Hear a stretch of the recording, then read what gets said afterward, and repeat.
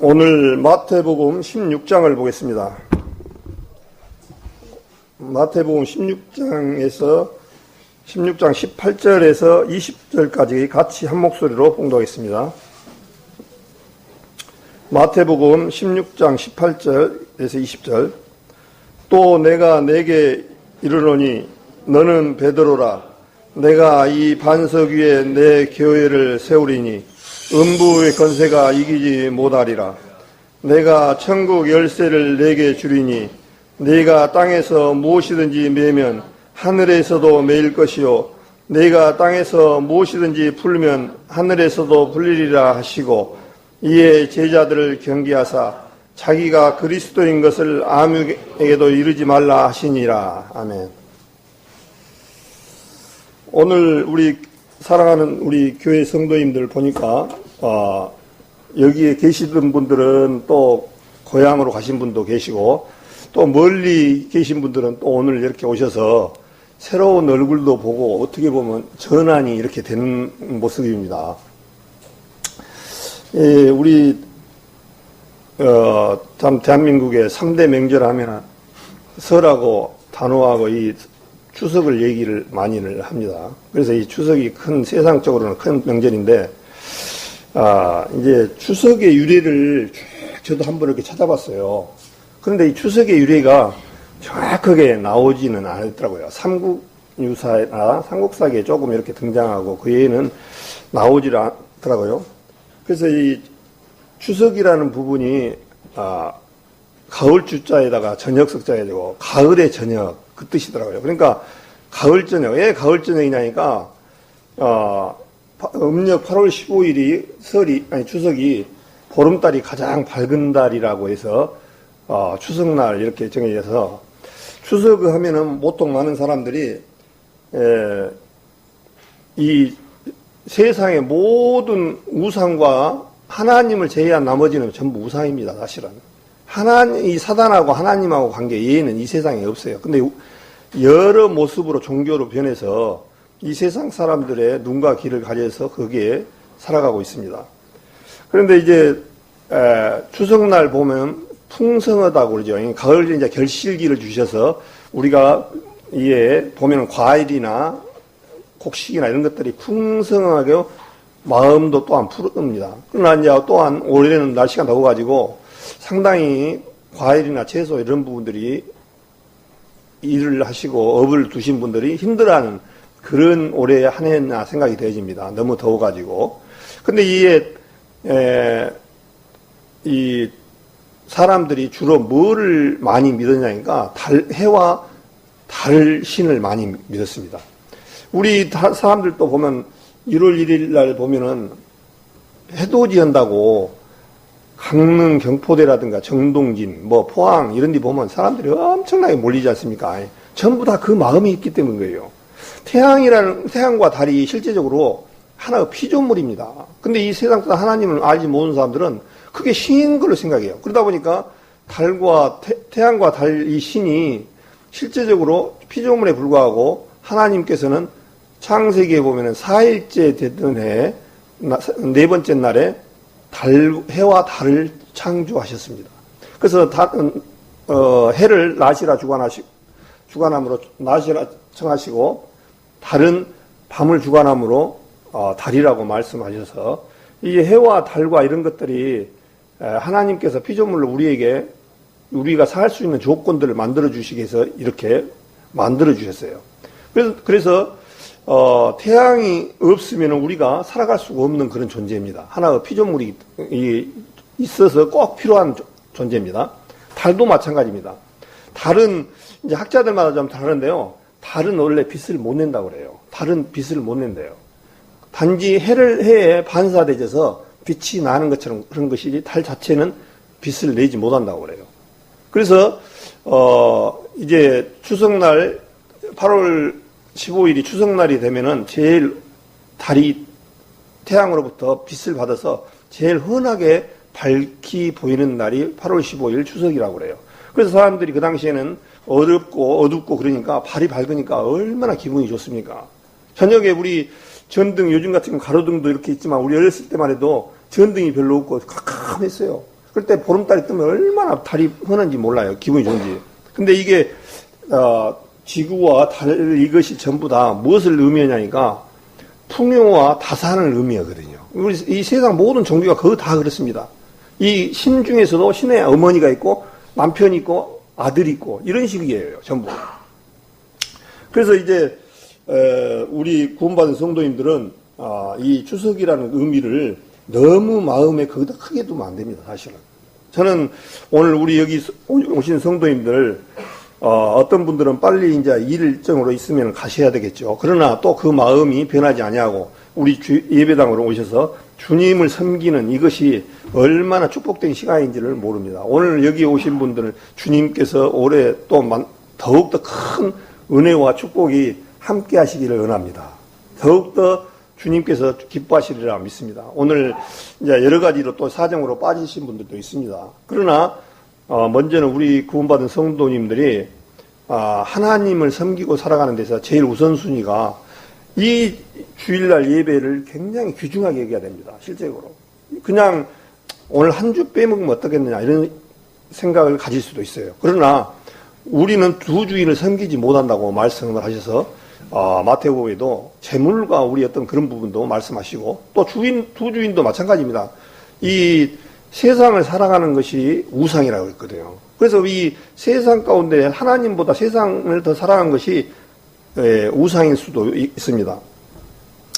그래서 이제 성경에서 우리 사도행전에도 보면은 사도행전 14장에도 보면은 누스드라라는 그 도시가 있는데 그 도시에서 사도 바울이 안진뱅이를 보니까 안진뱅이가 구원을 받을 만한 믿음이 있어서 그 마음 가운데 하나님을 찾고자 하는 마음이 있어서 예수 그리스도로 병으로 은혜로 말미암아 병을 놔주니까 안진뱅이가 일어났습니다.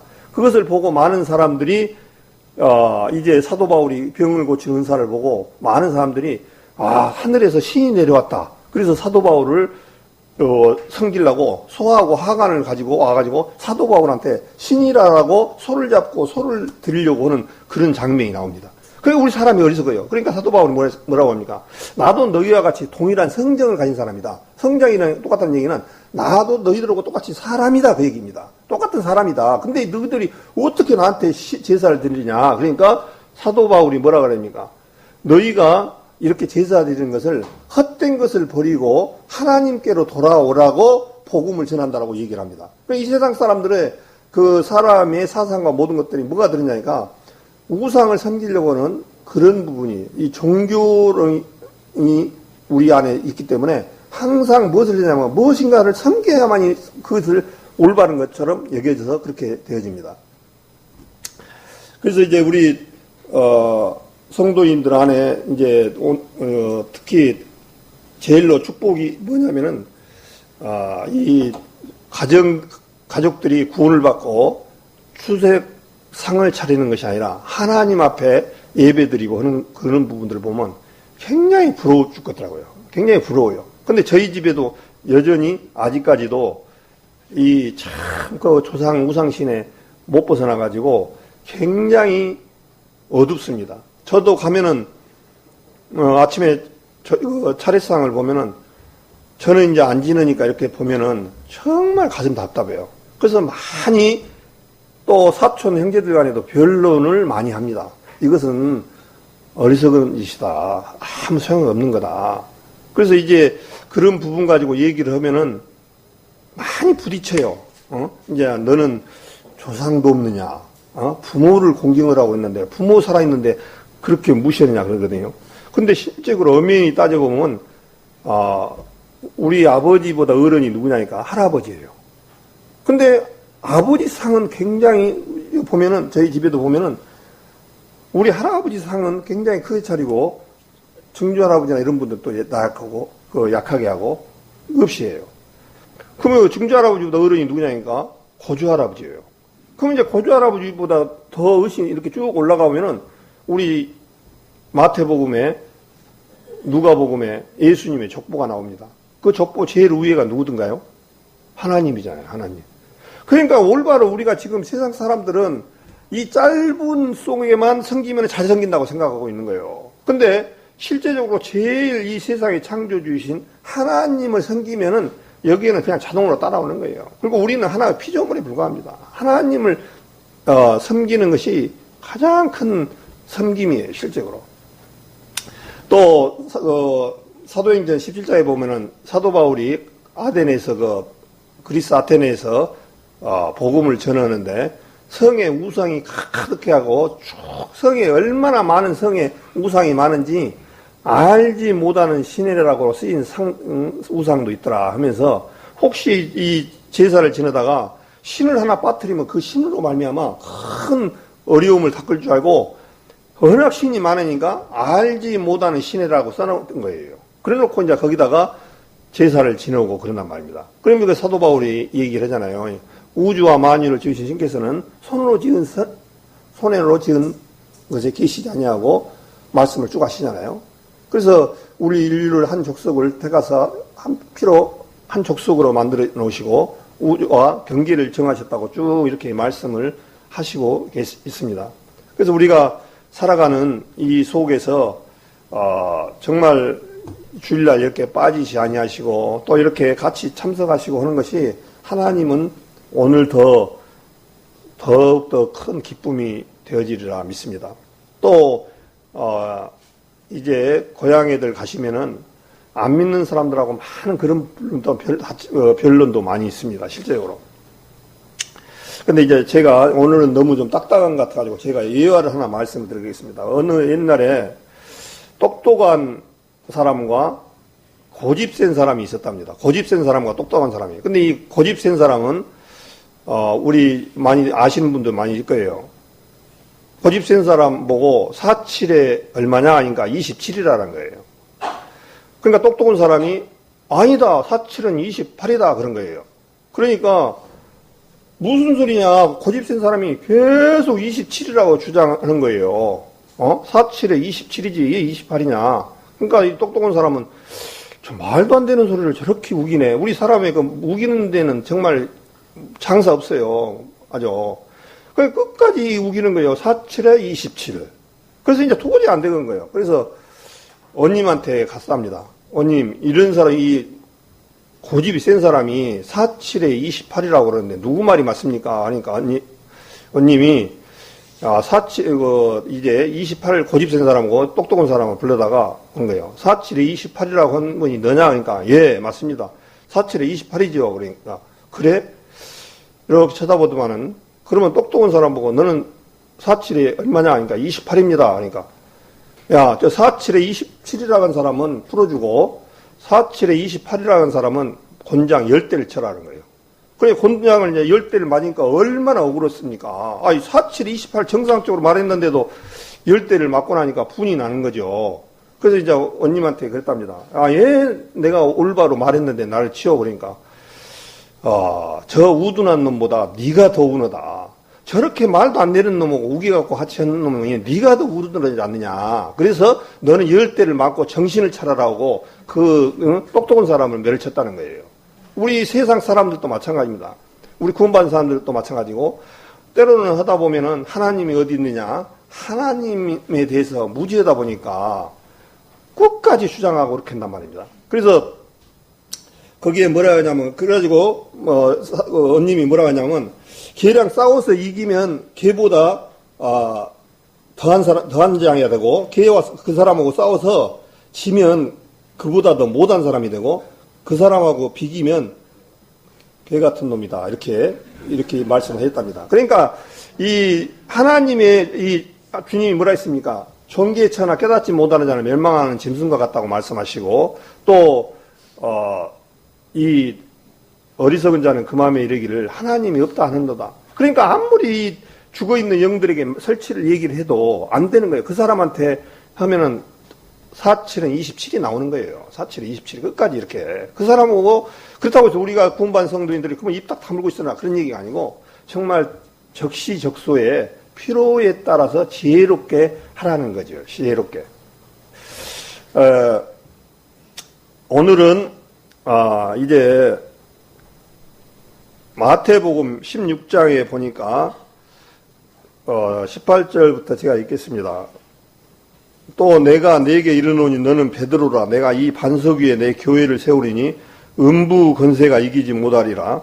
내가 천국 열쇠를 네게 주리니 네가 땅에서 무엇이든지 매면 하늘에서 매일 것이요 네가 땅에서 무엇이든지 풀면 하늘에서도 풀리리라 하시고 이에 제자들을 경계하사 자기가 그리스도인 것을 아무에게도 이르지 말라 하시니라. 그렇게 되어 있습니다. 오늘 그래서 주제를 반석이라는 얘기로 말씀을 조금 교제를 나눌까 합니다.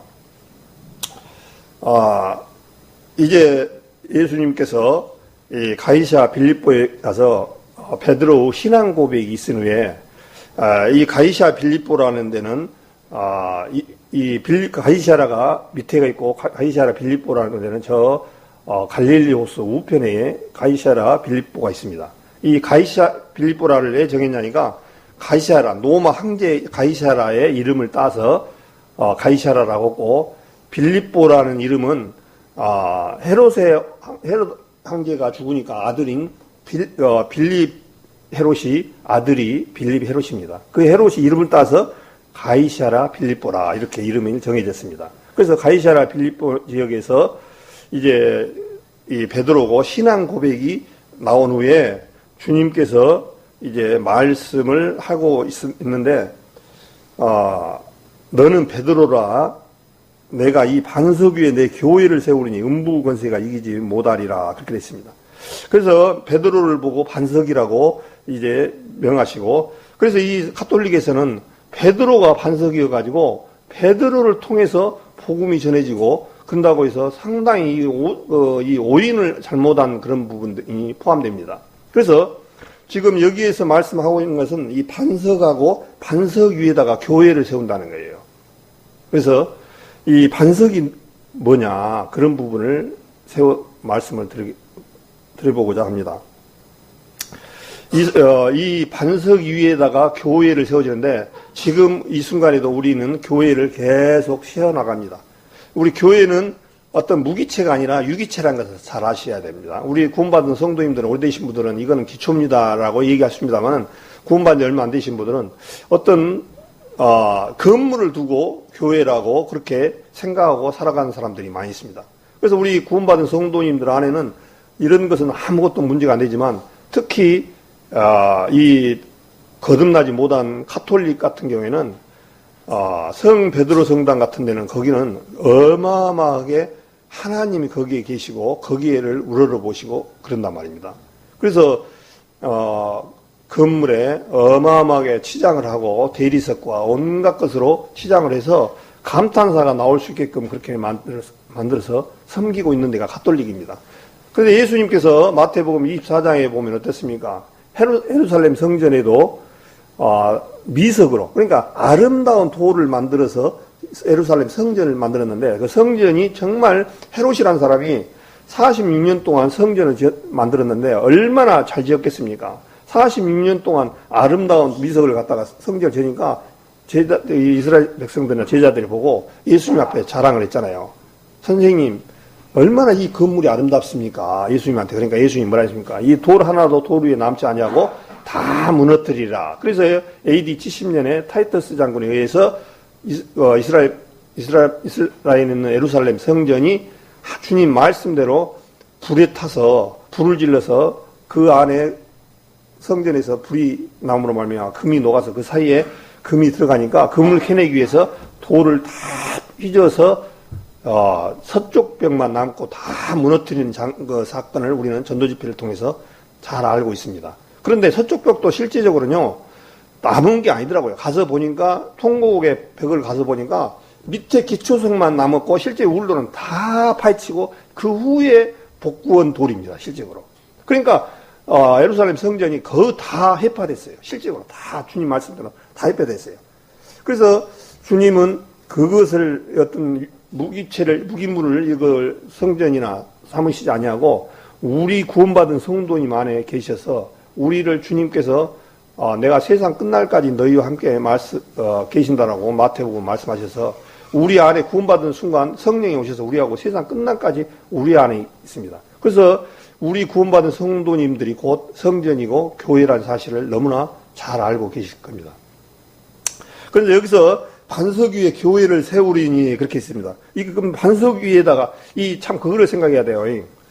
마태복음 7장인가도 보면은 이 모래와 이 얘기가 나오죠. 그 부분도 조금 우리가 영적으로 조금 바라보면 그런 말씀들을 조금 나는 생각이 좀 되어지더라고요.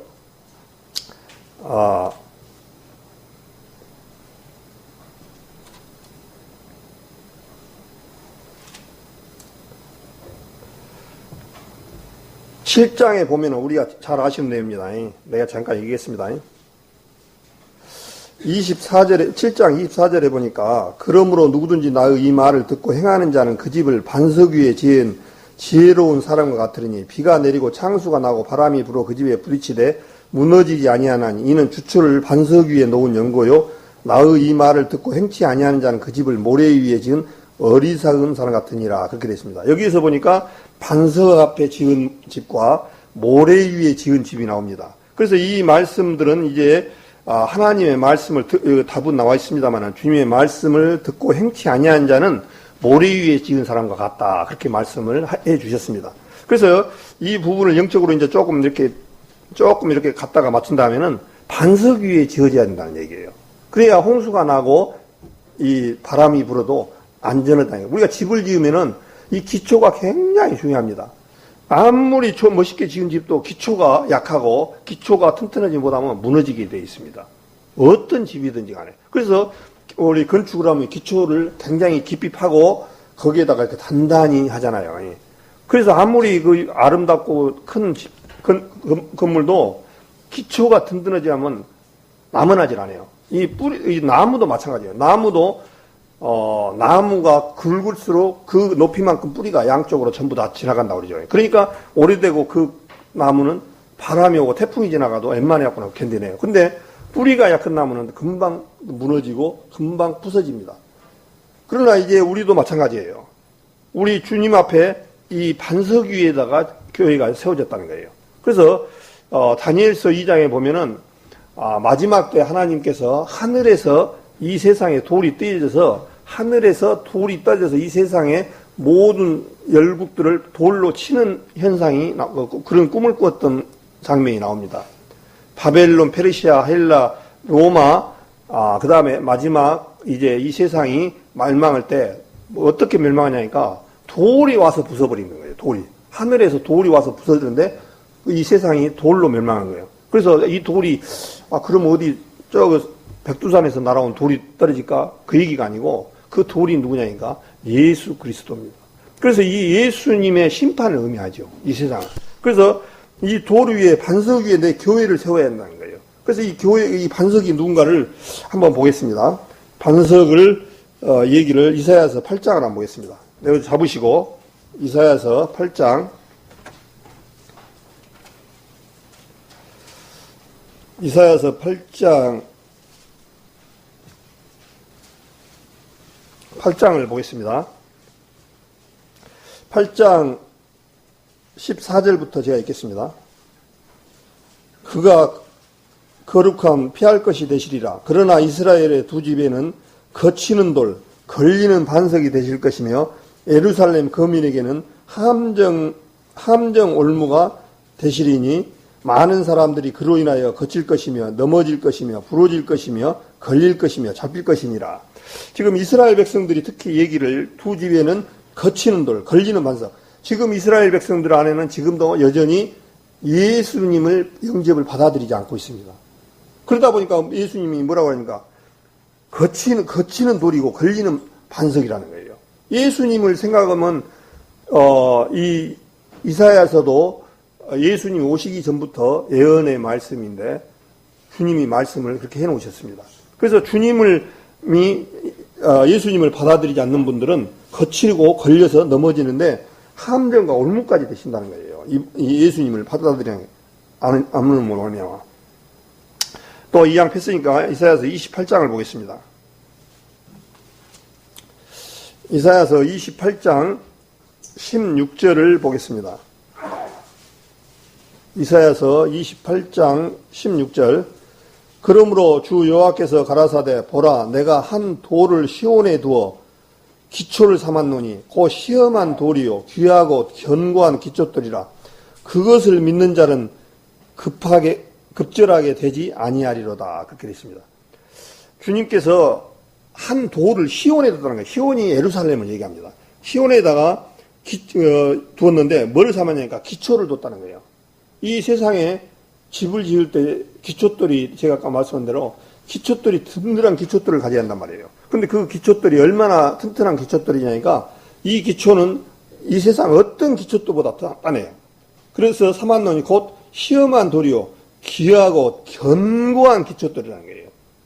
이 돌 위에다가 교회가 지금 지어져 가고 있다 그렇게 되어 있습니다. 그래서 그것을 믿는 자는 급절하게 되지 아니하리라 그렇게 됐습니다. 급절이란 뜻이 다급히 어떻게 무엇이 망하지 않는다 그 얘기입니다. 어떤 이 세상에는 급절한 일이 있죠. 뭐 교통사고라든가 뭐 아파서 또 유급한 어떤 일이 일어나지만 하나님 앞에 이 견고한 기초돌에는 넘어지지가 않는다는 거예요. 그 다음에 고린도전서 10장을 보겠습니다. 마태복음 16장을 잡으시고 그대로 고린도전서 10장을 보겠습니다.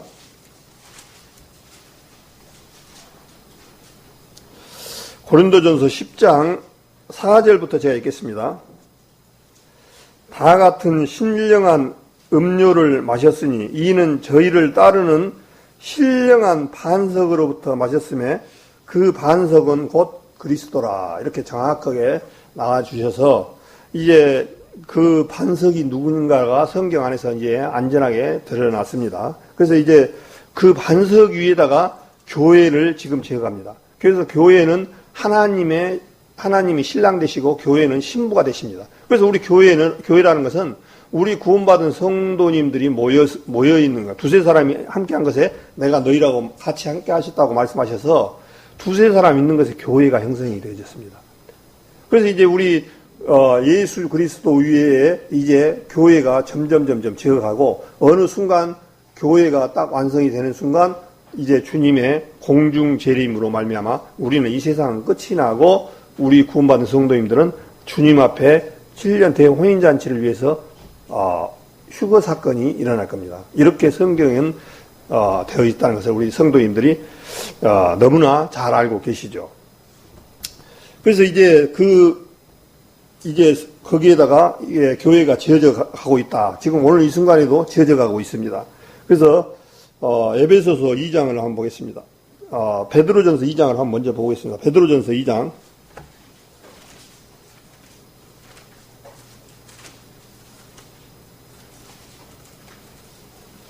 베드로전서 2장 4절을 제가 읽겠습니다. 베드로전서 2장 4절. 사람에게는 버림바 되었으나 하나님께는 택하심 입은 보배로운 산돌이신 예수에게 나와 너희도 산돌같이 신령한 집으로 세워지고 예수 그리스도로 말미암아 하나님이 기쁘게 받으실 신령한 제사를 드릴 거룩한 제사장이 될지니라. 성경에 기록가 있을 때 보라 내가 톡한 보배롭고 여기나 모퉁이 돌을 시온에 두노니 저는 믿는 자는 부끄러움을 당치 아니하리라 하였으니 그러므로 믿는 너희에게는 보배이나 믿지 않은 자에게는 건축자리 버린 그 돌이 모퉁이의 머릿돌이 되고 또한 부딪히는 돌과 거치는 반석이 되었다 하니라. 저희가 말씀을 순종치 아니함으로 넘어지나니 이는 저희를 이렇게 정하신 것이라 이렇게 말씀하셨습니다. 그래서 이제 이스라엘 백성에게는 거치는 돌과 반석이 되지만 우리에게는 그야말로 보배이다 그렇게 말씀을 하고 있어서 이제 우리 사람들같이 신령한 집으로 세워진다 그렇게 되어 있습니다. 신령하다는 얘기가 뭐겠습니까? 요한복음 5장 24장 신령과 진정으로 예배할지니라 그 말씀도 있잖아요. 신령하다. 신령하다는 얘기는 이제 구원받은 성도님들 안에 우리는 주님으로 말미암아 거듭난 사람들은 신령하다 그렇게 표현을 합니다. 이제 거듭나서 이제 마귀와 권세에서 벗어나서 하나님의 백성이 되어져서 이제 우리의 삶이 오로지 하나님만 받아들이고 하나님만 주를 인정하는 삶으로 살아가는 사람들을 신령한 삶이라 그렇게 되어졌습니다. 그래서 이제 신령한 집으로 세워지고 예수 그리스도를 말미암아 기쁘게 받으실 신령한 제사를 드릴 거룩한 제사장이 될지니라 그렇게 되어 있습니다. 우리는 그래서 구원받은 사람들을 제사장이라고 하지요. 제사장이라고. 너희는 왕 같은 그 제사장이요. 2장 9절에 우리가 너무나 암송을 많이 했던 말씀이죠. 오직 너희는 택하신 족속이요 왕 같은 제사장이요 거룩한 나라여 그의 소유된 백성이니 이는 너희를 어두운 데서 불러내어 그의 기이한 빛에 들어가게 하신 자의 아름다운 덕을 선전하게 하려 하심이니라. 그렇게 되어 있습니다. 쭉 얘기해줘. 너희가 전에는 백성이 아니더니 이제는 하나님의 백성이요 전에는 긍휼을 얻지 못하였더니 이제는 긍휼을 얻은 자니라.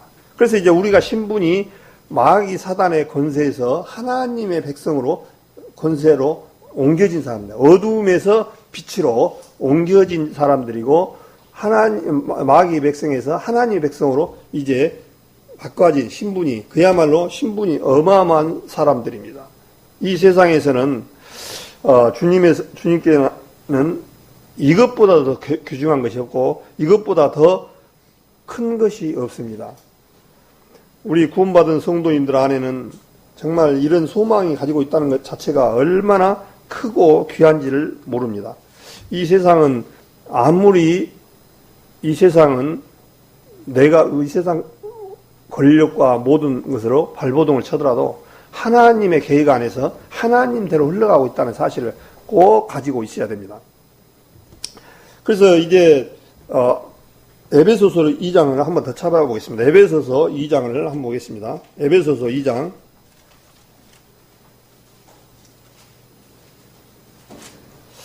에베소서 2장 20절 22절까지 제가 읽겠습니다. 에베소서 2장 20절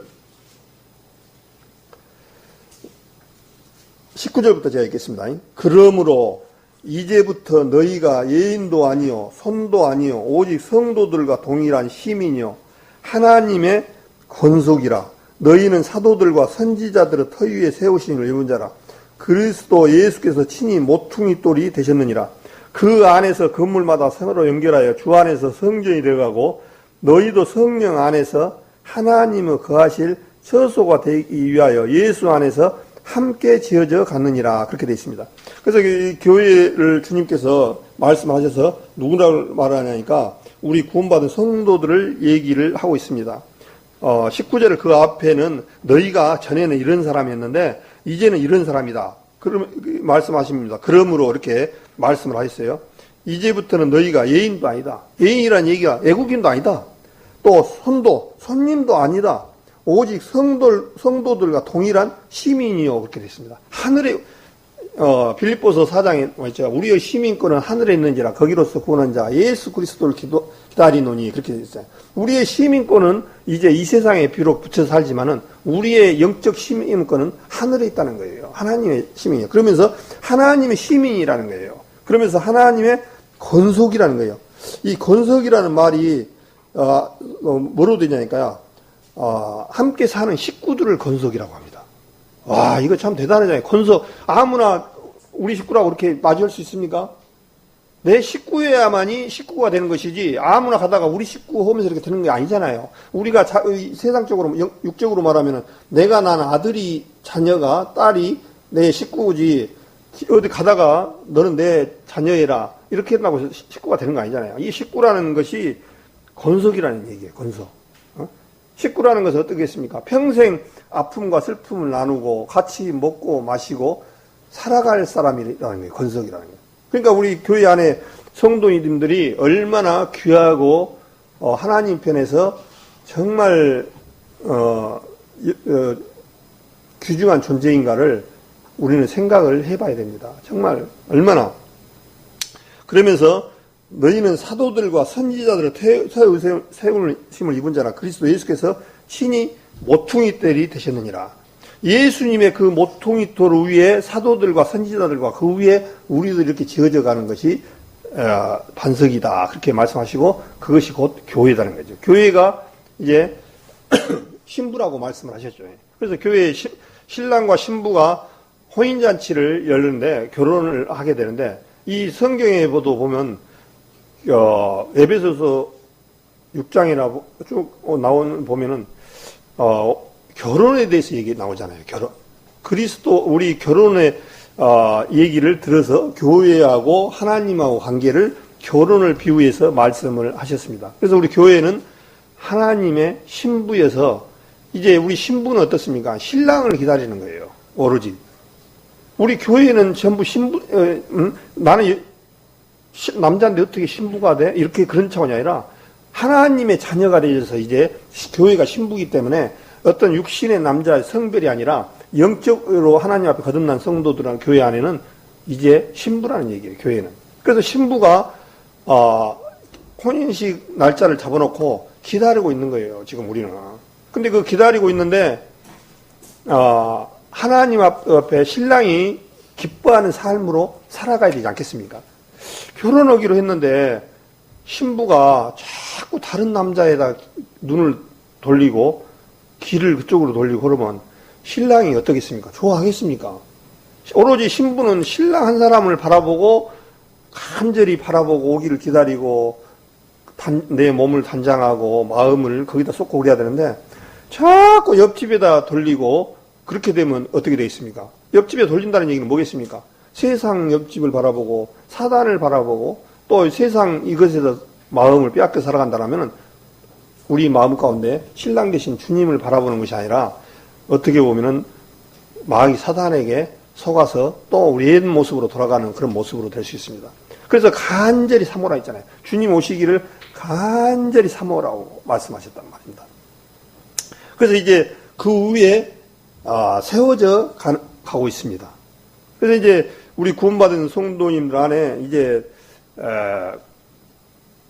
우리가 이 교회는 정확하게 말하면은 오순절 이후에 주님께서 말씀을 하셨습니다. 유대를 예루살렘을 떠나지 말고 내가 선물을 줄 때까지 기다려라. 그러면서 예루살렘과 온 유대와 사마리아 땅끝까지 이르러 내 증인이 되리라 하시고 이제 오순절 날 성령 강림절이라고 그러죠. 사도행전 2장에 오순절이 임했습니다. 오순절 날 성령이 임해서 이제 16개의 나라입니까? 거기에 방언으로 하나님의 말씀 베드로가 말을 하는데 16개 나라인가 17개 나라인가 그 말로 말씀이 나가는 장면이 나옵니다. 그래서 그 방언이 거기서 필요했던 거죠. 그러나 지금의 영화권은 방언이 필요 없는데 지금도 방언한다고 하는 무리들이 굉장히 많이 있습니다. 이 방언은 이제 끝이 나고 성경 말씀에서 이미 완성이 됐는데 지금도 방언한다고 그러는 거예요. 그거 잘못됐죠. 그때가 방언이 필요했죠. 그래서 이제 그 16개 나라의 방언으로 사람들이 예를 들어서 베드로가 히브리 말로 했는데 각 나라 말로 들리는 거예요. 그게 이제 오순절날 성령이 임해서 이제 쭉 베드로가 얘기하죠. 너희가 죽인 이 예수님은 너희를 구원하기 위해서 오시는 메시아다. 그러니까 2장 38절에 어찌할꼬 어떻게 해야 구원을 받느냐 그렇게 말씀을 해서 너희는 먼저 회개하고 세례를 받고 제사함을 받으라. 그래서 그리하면 성령을 선물로 받으리니 성령이 임해서 우리의 이제까지 교회가 왔습니다. 그래서 성령이 받는 순간 우리 구원받은 순간 죄를 깨닫고 순간 뭐가 들어오니까 성령이 임합니다. 그래서 성령이 임함으로 말미암아 성령께서 이제 어디에 오셨느냐? 성전에 오셨다는 거죠. 근데 그 성전이 누구냐니까 구원받은 성도들의 성전이에요. 그래서 우리 구원받은 성도님들 안에 성령이 함께 계신다는 사실을 우리는 그것을 성경 말씀대로 받아들이고 그대로 봐야 돼요. 아니 내가 그 성령이 언제 들어온 적도 없는데 그렇게 생각할 수도 있어요. 그러나 항상 무엇을 봐야 되냐니까 말씀을 봐야 돼요. 말씀을. 내 모습을 보면은 정말 희망이 없고 소망이 없어요. 또 이 불완전한 눈으로 보려고 하면 안 돼요. 불완전한 눈으로 보면 항상 실패를 합니다.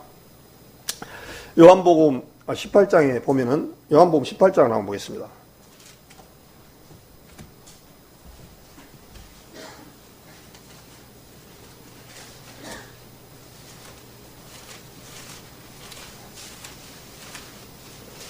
요한복음 18장에 보면은 예수님께서 이제 골고다에서 죽으시기 위해서 이제 가시는데 빌라도가 예수님한테 묻습니다. 요한복음 18장 36절 37절 제가 읽겠습니다. 요한복음 18장 36절 제가 읽겠습니다. 예수께서 대답하시되 내 나라는 이 세상에 속한 것이 아니라 만일 내 나라가 이 세상에 속한 것이었다면 내 종들이 싸워 나로 유대인들에게 넘기우지 않게 하였으리라. 이제 내 나라는 여기에 속한 것이 아니니라. 빌라도가 가로되 그러면 내가 왕이 아니냐. 예수께서 대답하시되 내 말과 같이 내가 왕이니라. 내가 이를 위하여 났으며 이를 위하여 세상에 왔나니 곧 진리에 대하여 증거하려 함이로라. 무릇 진리에 속한 자는 내 소리를 듣느니라 하신대 빌라도 가로되 진리가 무엇이냐 하더라. 그렇게 됐습니다. 진리가 무엇이냐 이렇게 빌라도가 물어보는 장면이 나옵니다. 예수님께서 십자가에 골고다에 가시서 잡혀갔을 때 내 나라는 이 세상에 속한 것이 아니다. 내가 이 세상에 만약에 이 세상에 속해서 너희들한테 잡혀갈 갈 상황이 되어졌으면 내가 이렇게 잡혀갈 사람이 아니다. 그 얘기예요. 주님께서 12영 더 되는 영을 보내서 너희들을 내가 가만 놔뒀겠느냐. 쉽게 말하면 주님은 예수님은 그야말로 안전한 사람이면서 완전한 하나님이었습니다. 하나님이 그 빌라도 이거 게임이나 되겠습니까? 죽이려고 마음만 먹었으면 안전히 빌라도.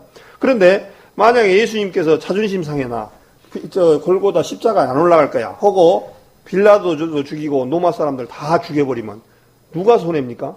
예수님이 손해고 예수님의 계획하신 그런 것을 이룰 수가 없잖아요. 그러니까 사단은 교묘하게 그렇게 이용하는 거예요. 네가 참 구원자라면 십자가에서 내려와 봐라. 얼마나 약 올렸겠습니까? 아니 십자가에서 내려올 능력이 없어서 안 내려왔겠습니까? 내려올 능력이 없어서 안 내려왔냐고요. 예수님이. 베드로가 말고라는 제사장의 귀를 칼로 딱 잘랐는데 귀가 딱 떨어져 버렸습니다. 얼마나 칼이 잘 떨어졌는지 한 방에 그냥 귀가 딱 떨어져 버렸어요. 그런데 그러면 귀가 우리 한번 상상을 해봐요. 귀가 잘라졌으면 피도 막 나고 막 엉망일 거 아닙니까? 얼마나 잔인할 거예요. 귀가 하나가 잘라져 버렸어가지고 땅에 떨어져 버렸는데. 그런데 예수님께서 귀를 주워다가 딱 갖다 댔어요. 갖다 붙여버렸어요. 그러니까 어떻습니까? 정상으로 돌아와 본 거예요. 그런 분하고 이 상대를 하려고 하는 사람들이 얼마나 어리석은 거예요. 그러면서 내가 왕이냐 그러니까 내가 이를 위하여 났으면 이를 위하여 세상에 왔나니 진리에 대하여 증거하려 함이로라 그랬습니다. 그럼 진리가 무엇이냐 이렇게 말씀을 하고 있습니다. 그러면 우리가 진리가 무엇이냐 한번 진리라는 것이 무엇인가를 한번 성경에서 한번 찾아보겠습니다. 이왕 여기 찾으셨으니까 요한복음 14장을 한번 보겠습니다. 우리가 너무 암송을 많이 해가지고 잘 아시는 내용이죠. 14장 요한복음 14장 6절을 같이 한 목소리로 읽겠습니다. 암송을 다 할 줄 알잖아요, 이거. 요한복음 14장 6절 시작. 예수께서 가라사대 내가 곧 길이요 진리요 생명이니 나로 말미암지 않고는 아버지께로 올 자가 없느니라. 자, 내가 곧 길이요 진리라는 거예요. 예수님이 곧 진리는 거예요. 예수님이 진리요 생명으로 되신다는 거예요. 나로 말미암지 않고는 아버지께로 올 자가 없느니라. 이 세상에 많은 종교와 많은 자기들이 진리라고 하면서 세상 사람들을 많은 사람들을 유혹합니다. 근데 분명히 말씀드립니다. 여기서 나로 말미암지 않고는 아버지께로 올 자가 없다고 말씀하셨어요. 선언적입니다. 이거는 완전히 완벽한. 그러니까 예수 그리스도를 통과하시지 않는 사람들은 전부 가짜입니다. 가짜. 이 세상에 가짜가 너무 많이 있습니다. 이 세상에 보면은 신천지 같은 경우에는 자기가 성령이라고 하고 엉뚱한 그러기서 어마어마한 사람들이 고개를 끄덕끄덕거리고 성령이 한다고 그렇게 말씀하고 있어요. 우리는 뭘만 봐야 되냐니까요. 이 육신의 눈을 볼 거와 바깥에 일어나는 현상을 볼 거 아니라 이 말씀이 곧 진리라는 얘기예요. 이 말씀을 바라는 거예요. 그래서 내가 곧 길이요 진리요 생명이니 나로 말미암지 않고는 아버지께로 올 자가 없느니라고 말씀을 하셔서 예수 그리스도 요한복음 10장에는 내가 곧 문이라고 말씀하셨어요. 이 문으로 먼저 온 자는 강도의 절도요 넘어간 자는 절도라고 말씀하셨습니다. 그러니까 예수 그리스도를 통과해서 주님 앞에 천국에 갈 수 있는 길은 이 세상에 단연코 없습니다. 어떠한 것이 없어요. 사도행전 4장 12절에도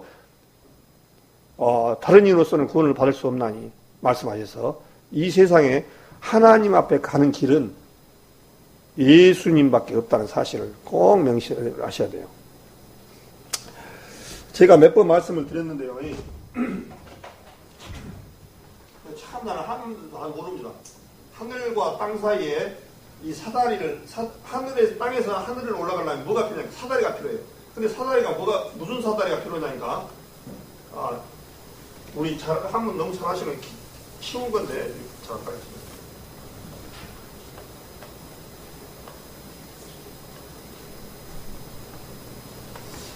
하늘과 땅 사이에 사다리가 필요한데, 이 사다리가 필요합니다. 이 사다리가 뭐죠?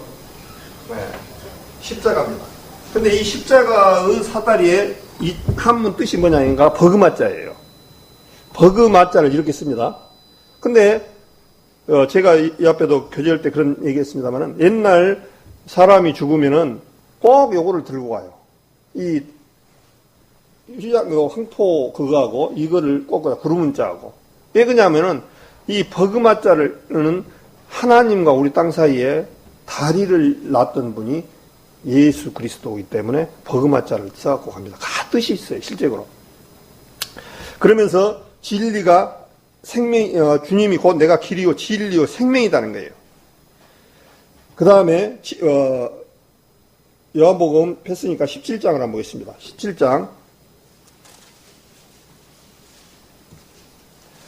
17장 17절을 같이 한 목소리 읽겠습니다. 요한복음 17장 17절, 저희를 진리로 거룩하게 하옵소서. 아버지의 말씀은 진리니이다. 자, 진리가 예수님도 진리고 아버지의 말씀도 진리라는 거예요. 그러면 우리는 진리를 얘기로 많은 사람들이 진리냐라고 얘기를 했을 때 다른 것을 보지 마시고 어떤 것이 참 진리인가를 이렇게 봐야 한다는 얘기예요. 그 다음에 요한일서 5장을 한번 보겠습니다. 요한일서 5장 7절을 보겠습니다. 요한일서 5장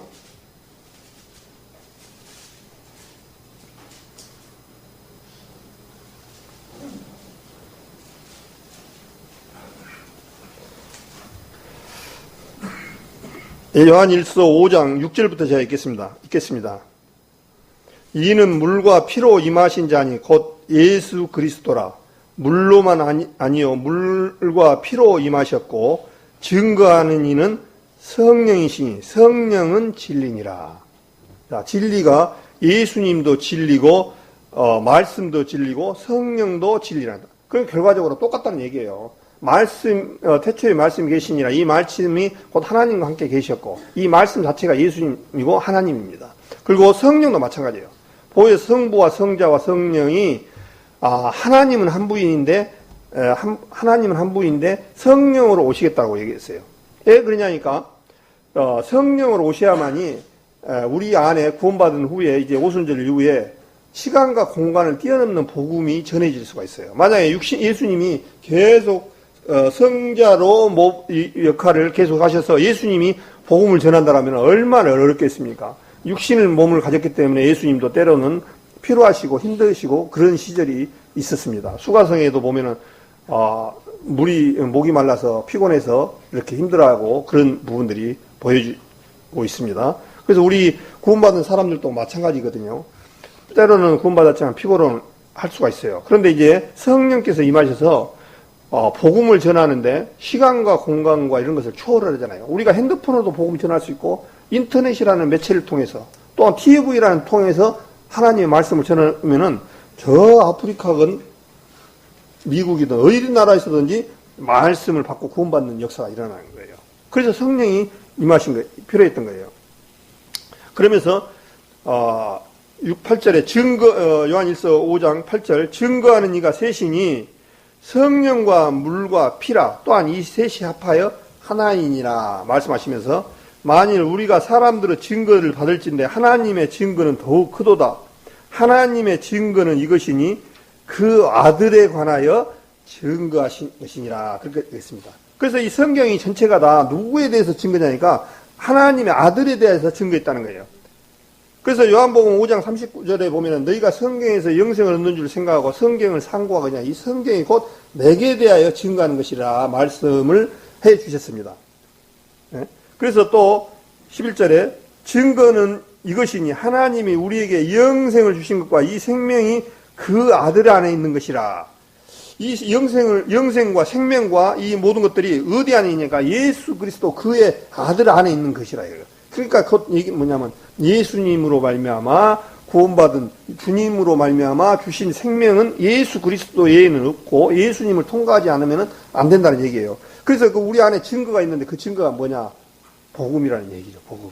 예수님이 우리를 위해서 이 땅에 오셔서 이렇게 했구나. 그래서 주님께서 도마 보고 그랬죠. 도마가 예수님을 보지 않고는 절대 손에 못자국을 보지 않고 옆구리에 창자국을 보지 않고는 믿지 않겠다고 해서 예수님께서 이제 도마가 없을 때 도마가 예수님을 믿지 않았을 때 예수님이 이제 다시 도마에게 나타나서 옆구리와 손 못자국을 보여주셔서 도마가 참 믿음 없는 모습을 보여줬던 그 도마가 이제 주님을 하나님이십니다 라고 고백하는 장면이 요한복음에 나오는 말씀을 잘 알고 계실 겁니다. 그래서 증거가 있다는 거예요. 그 증거는 뭐냐니까 예수 그리스도라는 거예요. 예수 그리스도가 우리를 했던 그 골고다에서 이루었던 사실, 예수님의 피가 우리 안에 심어져서 우리가 정결한 그런 몸으로 바꾸어져서 이제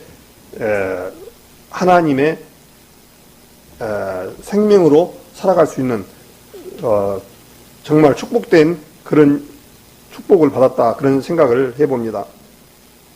그래서 이제 교회가 구원받은 후에 오순절 이후에 교회가 계속 이어져 가는데 문제는 이제 교회가 지금 계속 이제 지어져 가는데 아까 에베소서 말씀처럼 사도들과 선지자 위에 터 위에 세워져 가는데 그 터는 기초는 누구냐니까 예수 그리스도 안에 이제 선지자들과 사도들과 또한 여러 교회들이 지금 세워져 가고 있는데 이제 어느 순간 마지막 교회가 몇 분이 될지 모르지만 딱 끝이 난단 말입니다. 그러면 이제 교회는 끝이 나고 이제 주님 앞에 들림을 받는 그야말로 축복된 시간들만 우리는 기다리고 있습니다. 근데 그것이 우리 편에서는 이렇게 주님 오래 걸립니까? 때로는 할 수 있지만 주님 편에서는 천년이 하루 같은 이 사실을 잊지 말라 말씀을 하잖아요. 우리 천년이요 육신적으로 보면 엄청나게 긴 세월이에요. 근데 하나님은 하루가 천년 같다는 거예요. 천년이 하루 같은 시간표밖에 안 된다는 거예요. 하나님 편에서는.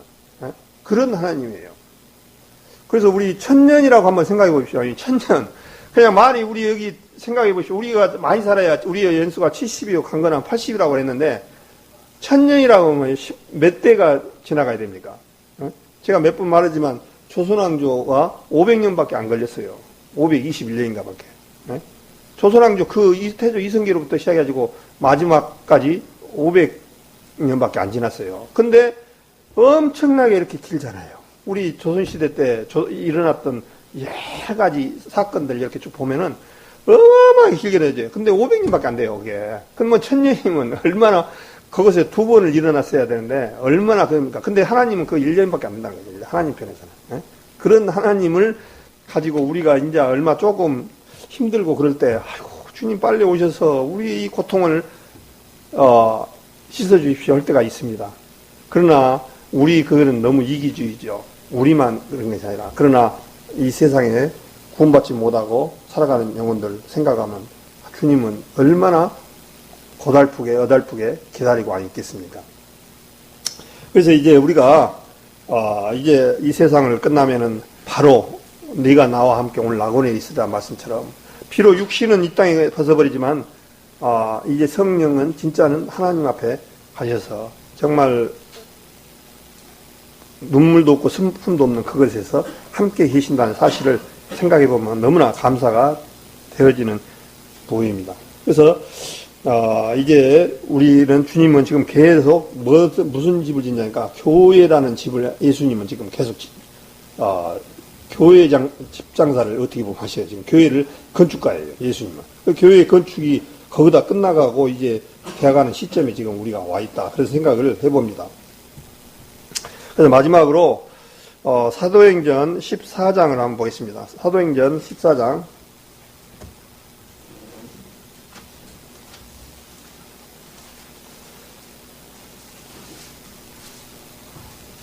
사도행전 교회에 대해서 이제 사도행전에 쭉 얘기가 나옵니다만은 너무나 우리 성도님들이 잘 아시고 또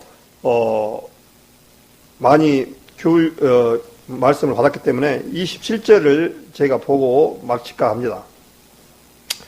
사도행전 14장 27절에 보면은 이르러 교회를 모아 하나님이 함께 행하신 모든 일과 이방인들에게 믿음의 문을 여신 것을 고하고 제자들과 함께 오래 있으니라 그렇게 되어 있습니다. 그러니까 이르러 교회를 모았다는 거예요. 자, 만약에 이게 무기체면은 교회가 건물들을 모았다는 거예요. 서울에 있는 교회도 건물도 모으고 여기도 모으고 저기도 모으고 그 얘기가 아니고 여기는 우리 구원받은 성도님들 유기체적인 그 부분을 말씀하셔서 교회를 모았다는 거예요. 교회를 모아서 하나님이 함께 하신 모든 일과 이방인들의 믿음의 문을 여신 것을 고하고 그렇게 했습니다. 그래서 교회를 모았다고 이렇게 말씀하시고 쭉 교회에 대해서 이렇게 사도행전에 나오는데 이 교회는 무기체가 아니라 유기체라는 사실을 언제나 우리는 움직이면서 성도들이 구원받은 성도들이 모여서 함께 교제하고 하는 것이 교회라는 거예요. 그래서 이제 명색이 광령이면 광령의 생명교회 이렇게 붙여가지고 명칭만 있을 뿐이지 이 교회는 하나님 말씀 앞에 거듭난 성도들이 모인 장소는 어디든지 교회가 된다는 사실이에요. 그래서 이 교회가 또한 신부면서 신부는 신랑을 기다리는 심정으로 우리는 간절히 그날을 바라보면서 살아가야 되지 않느냐 그런 생각을 해봅니다. 오늘 추석날 하루 전에 이렇게 또 우리 성도님들 많이 모여서 주님을 높이고 함께하는 시간을 주심을 감사드립니다. 또 우리 성도님들 가족들과 같이 즐거운 시간 보내셔서 또 하나님 앞에 감사할 수 있는 그런 시간들이 되어지기를 바라면서